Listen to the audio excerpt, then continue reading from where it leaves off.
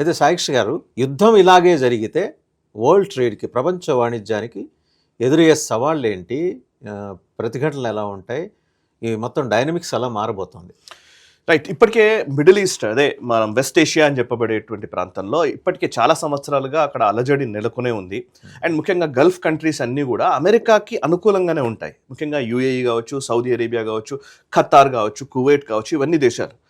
But ఎవరెవరైతే అమెరికాకి వ్యతిరేకంగా పనిచేసిన వాళ్ళు, ఇప్పుడు ఇరాక్, సిరియా, ఈవెన్ ఇప్పుడు ఇరాన్, ఈ దేశాలన్నీ సరెండర్ అయిపోయాడు. బట్ స్టిల్ అక్కడ ఐసిస్లు ఇవన్నీ కొనసాగుతూనే ఉంటాయి. మిలిటరీ బేస్ చేసేస్తే మళ్ళీ అదే మొదలవుతుంది. సో బట్ అన్రెస్ట్ అయితే కంటిన్యూ అవుతూ ఉంటుంది. ఇప్పుడు ఇరాన్ కూడా మళ్ళీ ఒక కొత్త దేశం అన్రెస్ట్ కి మన అంకురార్పణ చేసినట్టు అయింది. మొన్నటిదాకా అంటేనేమో ఏదో ఒక దేశం ఉంది, అక్కడ లీడర్ ఉన్నాడు, అక్కడ డిప్లొమాటిక్ ఛానల్స్ ఉన్నాయి, ఇవన్నీ నడిచేది. బట్ ఇప్పుడు ఏమైపోయిందంటే ఇరాన్ కూడా అస్తవ్యస్తం అయిపోయింది. సో ఇంకొక తలనొప్పి మొదలైనట్టు.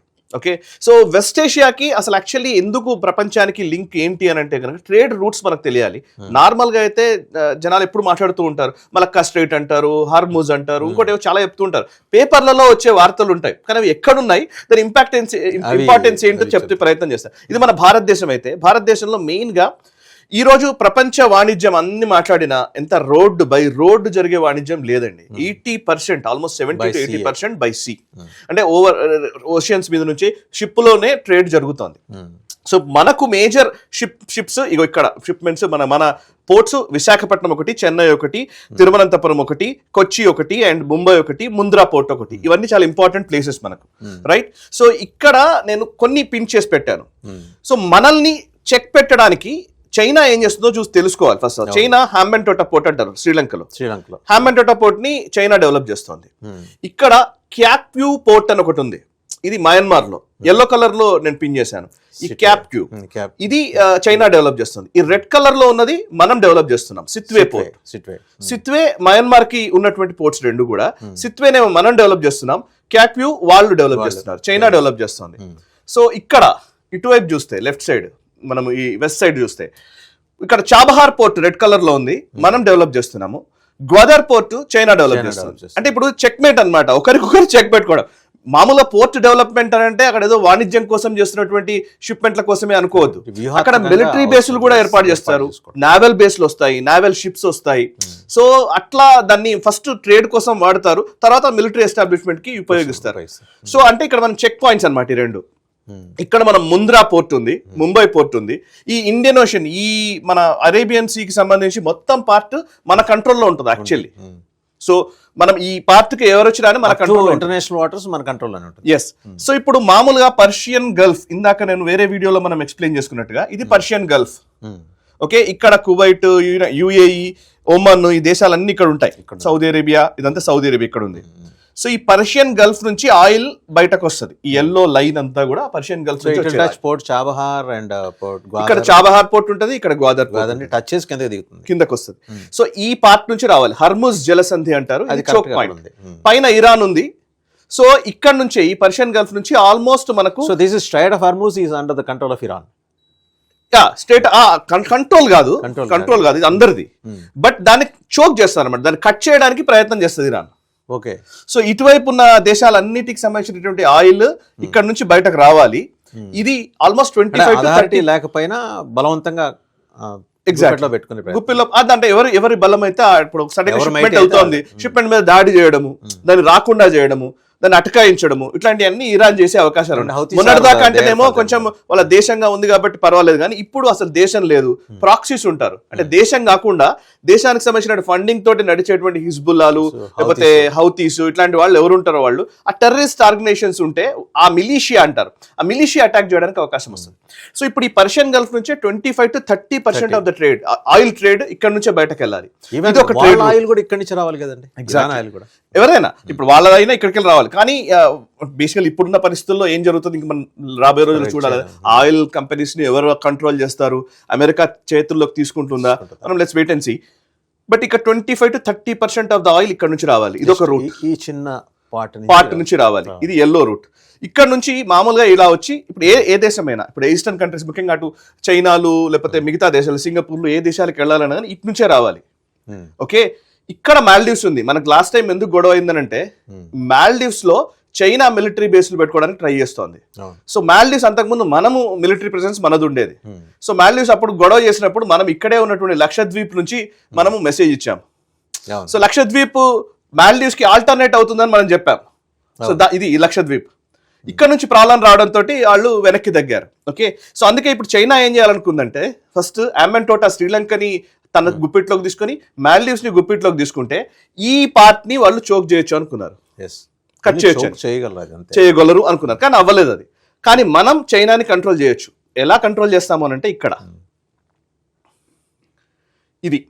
సో ఇప్పుడు ఇది అండమాన్ నికోబార్ రెడ్ కలర్ లో ఉంది, అండ్ ఈ కింద ఇందిరా పాయింట్ అంటారు. సో ఇది మన కంట్రోల్లో ఉంది. ఇక్కడ వరకు అండమాన్ నికోబార్ దీవులు ఉంటాయి ఇవన్నీ. ఓకే, ఇది లాస్ట్ పాయింట్ మనది. సో కిందకి అంటే సౌత్ లో లాస్ట్ పాయింట్ ఏదైనా ఉన్నది ఇందిరా పాయింట్. ఇక్కడ నుంచి ఈ సబాంగ్ పోర్ట్ అని ఒకటి ఉంది. ఈ సబాంగ్ పోర్ట్ ని మనమే డెవలప్ చేస్తున్నాం. ఇది ఇండోనేషియాది, కానీ మనం డెవలప్ చేస్తున్నాం. ఓకే, ఇక్కడ చూస్తే ఈ సబాంగ్ పోర్ట్ ని డెవలప్ చేస్తున్నాము. దీన్ని మలక్కా స్ట్రైట్ అంటారు, మలక్కా జలసంధి. ఇది సింగపూర్ కి and at the same time ఈ ఇండోనేషియాకి మధ్యలో ఉన్నటువంటి సుమత్రా దీవులకి మధ్యలో ఉన్నటువంటి పాయింట్ ఇది. ఇది ఇండోనేషియా ఎక్కడ ఉంది. చైనా ఏదైనా చేస్తే ఇక్కడ మనం చేయొచ్చు. ఒకవేళ చైనా ఏదైనా చేయాలనుకుంటే. సో ఈ సింగపూర్ నుంచి మలేషియా ఎక్కడ ఉంటుంది, ఈ పార్ట్ నుంచే చైనాకి సంబంధించిన షిప్మెంట్స్ వెళ్తాయి. సో ఇక్కడ నుంచి ఇలా వచ్చి ఇలా నుంచి ఇక్కడ సౌత్ చైనా సీలోకి వెళ్తాయి. ఈ ఎల్లో కలర్ లైన్ నుంచే షిప్మెంట్స్ వెళ్తాయి.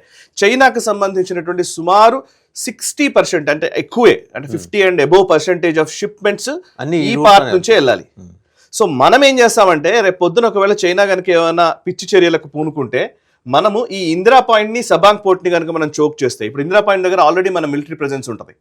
సో అందుకే అండమాన్ నికోబార్ చాలా కీలకమైన ప్రాంతం స్ట్రాటజికల్లీ.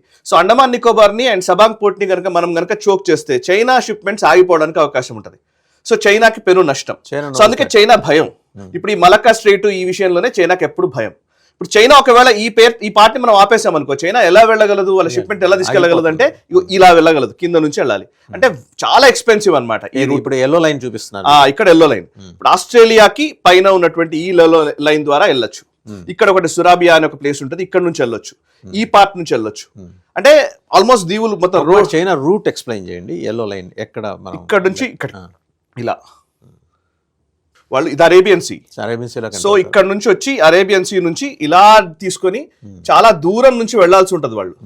ఇది ఎట్లా అంటే ఆల్మోస్ట్ వాళ్ళ ఇటువైపు నుంచి పపువా న్యూ గిని నుంచి ఇటువైపు రావాలి వాళ్ళు, సౌత్ చైనా సీకి రావాలంటే చాలా టఫ్ అవుతుంది అనమాట. చాలా దూరం అవుతుంది, చాలా ఎక్స్పెన్సివ్ అవుతుంది. ఒక షిప్మెంట్ రావాలంటే ఇప్పుడు మామూలుగా మలక్కా స్ట్రైట్ నుంచి వస్తే ఎంత కాస్ట్ అవుతుందో దానికి 2 రెట్లు కాస్ట్ పెట్టాల్సి వస్తుంది కూడా కావచ్చు. సో చాలా కష్టం. సో అందుకోసమే వాళ్ళు వెళ్లాల్సిన మేజర్ రూట్ ఏంటంటే షార్టెస్ట్ పాత్ ఇదే.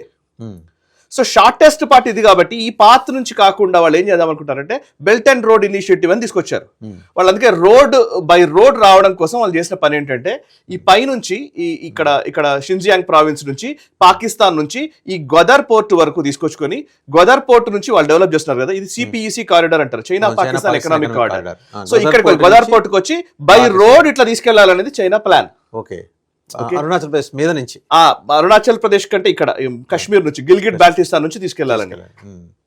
గిల్గిట్ బాల్టిస్తాన్ నుంచి ఉంది సిపిఈసి కారిడార్. ఇప్పుడు మన పాకిస్తాన్ ఆక్రమిత భూభాగం ఇది గిల్గిట్ బాల్టిస్తాన్. ఈ పై నుంచి ఇట్లా వచ్చి పాకిస్తాన్ నుంచి గిల్గిట్ బాల్టిస్తాన్ నుంచి షింజియాంగ్ ప్రావిన్స్ నుంచి టిబెట్ నుంచి వాళ్ళు వెళ్ళాలి. అట్లా వాళ్ళు రోడ్డు మార్గం వేసుకున్నారు, దాన్ని బెల్ట్ అండ్ రోడ్ ఇనిషియేటివ్ అంటారు, బిఆర్ఐ. సో బిఆర్ఐ లో భాగంగా సిపిఈసి కారిడార్ యూత్ డెవలప్ చేస్తుంది. ఓకే, సో ఇటువైపు ముత్యాల సరం అంటారు, స్ట్రింగ్ ఆఫ్ పర్ల్స్ అంటారు. అంటే ఏంటంటే ఇట్లా ఆల్మోస్ట్ మనల్ని చోక్ చేయడం కోసం చుట్టూ ముట్టే ప్రయత్నం, ఇండియాను చుట్టుముట్టే ప్రయత్నం, మిగతా దేశాలని గుప్పిట పెట్టుకునే ప్రయత్నం జరుగుతోంది. సో ఇది మేజర్ ట్రేడ్ రూట్స్. ఇదొక ట్రేడ్ చాలా చోకింగ్ పాయింట్. ఇందాక నేను చెప్పినట్టు మలక్కా స్ట్రైట్ ఒక చోక్ పాయింట్, ఇంకొక చోక్ పాయింట్ ఉంది, అది గల్ఫ్ ఆఫ్ ఏడెన్ దగ్గర ఉంటుంది. ఇదేంటంటే సూయిజ్ కెనాల్ నుంచి ఇప్పుడు రావాల్సినటువంటి షిప్మెంట్స్ ఏదైనా కానీ ఇప్పుడు మీరు చూస్తే ఇది ఉంది కదా, ఇది European countries France, Italy, Austria, Romania, Portugal ఇవన్నిటి నుంచి మెడిటేరియన్ సీ అంటారు, మధ్యధరా సముద్రం.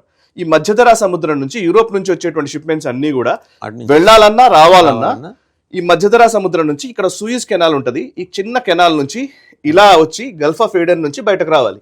యెమెన్ నుంచి రావాలి. This is man made Suisse canal. ఇది సూయిజ్ కెనాల్ మ్యాన్ మేడ్. వీళ్ళు కొంచెం దాన్ని ఎక్స్పాండ్ చేసి దాన్ని ఎప్పటికీ రక్షిస్తూ ఉంటారు. ఈ సూయిజ్ కెనాల్ లో ఎప్పుడు ఏ చిన్న ఇష్యూ వచ్చినా కానీ మొత్తం యూరోపియన్ ట్రేడ్ మొత్తం అయిపోతుంది. సో ఇది ఒక చాలా చోక్ పాయింట్ కాబట్టి దీన్ని ఆపడానికి ఈ హూతీ రెబల్స్ వీళ్ళు ప్రయత్నిస్తుంటారు. అండ్ ఇక్కడ హూతీ రెబల్స్, ఇక్కడ యెమెన్ లో హూతీ రెబల్స్ ఉన్నారు. హూతీ రెబల్స్ కి ఇరాన్ డబ్బులు ఇస్తోంది. సో వీళ్ళు దీన్ని ఆపే ప్రయత్నం చేయొచ్చు. ఇప్పుడు మీకు 3 చోక్ పాయింట్స్ ఉన్నాయి ప్రపంచ వాణిజ్యంలో. ఒకటి Malacca straight, 2 state of Hormuz, 3 Gulf of Aiden లో ఉన్నటువంటి స్ట్రైట్. సో ఈ మూడింటిని ఆపగలిగితే, ఈ మూడింటిని ఆపడం కోసం అన్ని శక్తులు పనిచేస్తుంటాయి. ఈ మూడింటిని కంట్రోల్ చేయడం కోసం కూడా అన్ని శక్తులు పనిచేస్తూ ఉంటాయి. సో ఈ కంట్రోలింగ్ దాంట్లోకి వచ్చినప్పుడు ఒకరు ఒకసారి పై చేయి సాధిస్తారు, ఒకరు ఒకసారి పై చేయి సాధిస్తారు. సో ఈ ఇద్దరికి మధ్య ఎప్పటికీ వార్ నడుస్తూనే ఉంటుంది. సో ఇక్కడ ఉన్నటువంటి మిడిల్ ఈస్టర్న్ దేశాల్లో ఉన్నటువంటి, ముఖ్యంగా ఈ వెస్ట్ ఏషియాలో ఉన్నటువంటి దేశాల్లో వస్తున్నటువంటి ఆయిల్ని బయట దేశాలకు ట్రేడ్ చేయడము, వాణిజ్యం చేయడము దీని మీదనే ఆధారపడి ఉంది. దీన్ని కంట్రోల్ చేయడానికి అమెరికా ఎప్పుడు ప్రయత్నం చేస్తుంటుంది. సో ఈ ఏరియాని వదులుకోవడానికి అమెరికా లేదా western countries ఇష్టపడవు.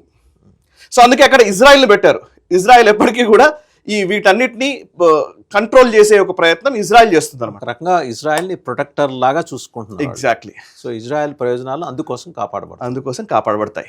So American interest ఇక్కడ ఉంటాయి.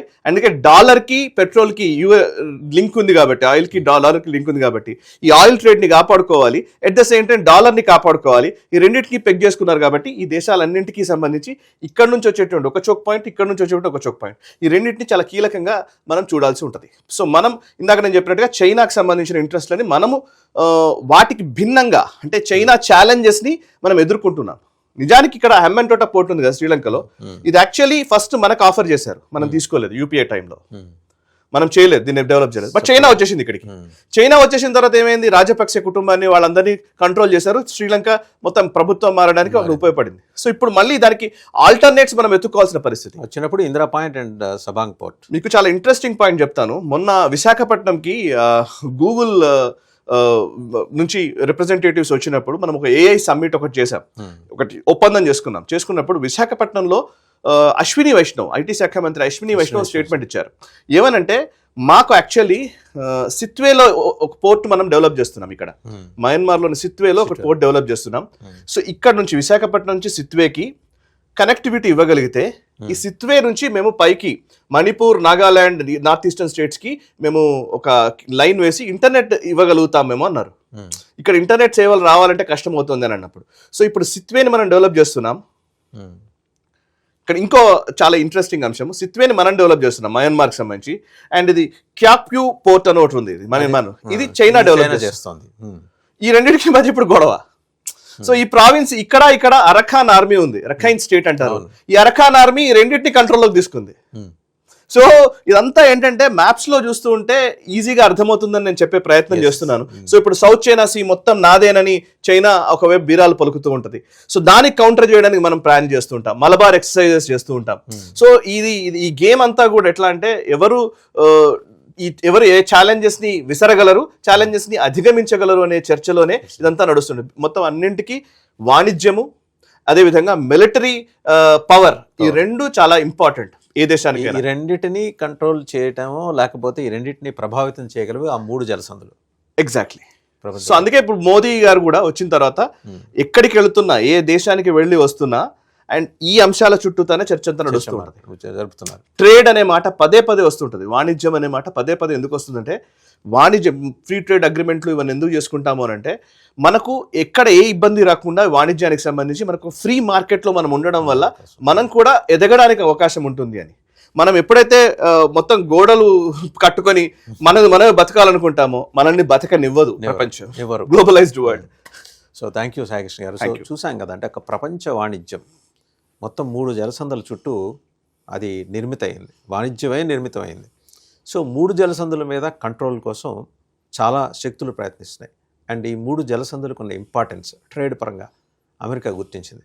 అందుకనే ఒకచోట ఇజ్రాయెల్ని పెట్టుకుంది వీటిని కాపాడటం కోసం. ఇజ్రాయెల్కి అమెరికా వెన్నుదనుగా ఉండటమే కాకుండా ఇజ్రాయెల్ ద్వారా తన ప్రయోజనాలను కాపాడుకోవటం. సో ఈ మొత్తం జలసంధుల్ని దాటి మరి చైనా రావాలి అంటే, చైనాకి ఒకవేళ చైనా మనల్ని ఏమైనా ఇబ్బంది పెట్టాలనుకున్నా మనకు కూడా ఆల్టర్నేటివ్స్ ఉన్నాయి. సో అందుకని మనము డెవలప్ చేసుకుంటున్నాం కొన్ని పోర్ట్స్ని. సో ఇది టామ్ అండ్ జెర్రీ గేమ్ అనుకోవచ్చు, అందరికీ అర్థమయ్యే భాషలో చెప్పాలంటే. సో ఈ క్రమంలో ఎవరు గెలుస్తారంటే ఎవరు గెలవరు, కానీ ఆ పోటీ ఎప్పుడు అలా రసవత్తరంగా ఉంటూనే ఉంటుంది. ఇరాన్ మీద అమెరికా యుద్ధం ప్రారంభించిన తర్వాత ఈ అంశాలన్నింటినీ సమగ్రంగా సామాన్య ప్రేక్షకులకు కూడా తెలియచెప్పే ప్రయత్నం చేస్తున్నారు సాయికృష్ణ గారు. Thank you sir. Thank you అండి.